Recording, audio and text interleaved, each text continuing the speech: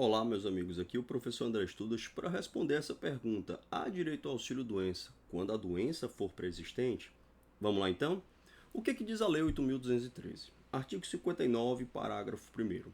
Não será devido ao auxílio-doença ao segurado que se filiar ao regime geral de previdência social já portador da doença ou da lesão invocada como causa para o benefício. Calma que ainda não acabou. Exceto quando a incapacidade sobrevier por motivo de progressão ou agravamento da doença ou da lesão.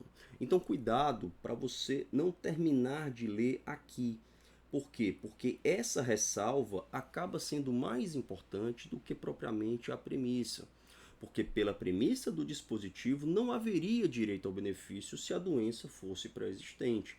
Mas o próprio dispositivo ressalva: há direito se a incapacidade ela acontecer no momento posterior em razão da progressão ou do agravamento da doença ou da lesão invocada como causa para o benefício.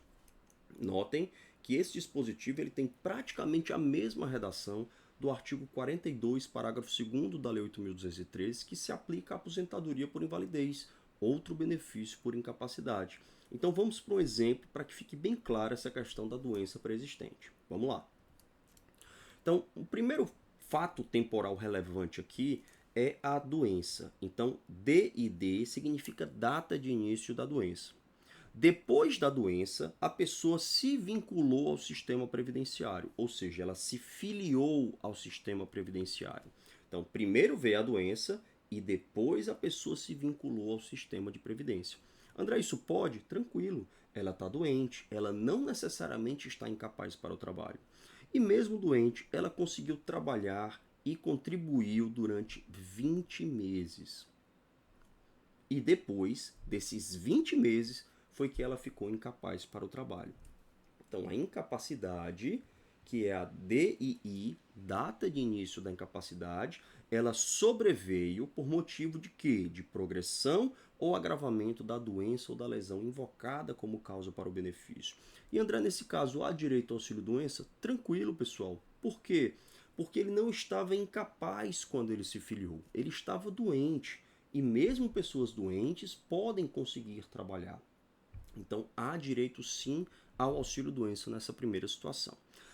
A resposta jurídica ela é diferente nesse segundo caso. Olha só, o que não pode é a pessoa já estar incapaz, então DII, data de início da incapacidade, e depois ela se vincular ao sistema previdenciário. Então, notem que diferente do primeiro caso, quando a incapacidade ela sobreveio por motivo de progressão ou agravamento da doença, aqui a incapacidade ela já existia por ocasião da filiação.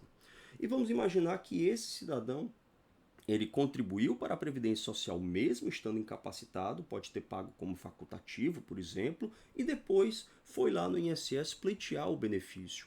Há direito ao benefício nesse caso?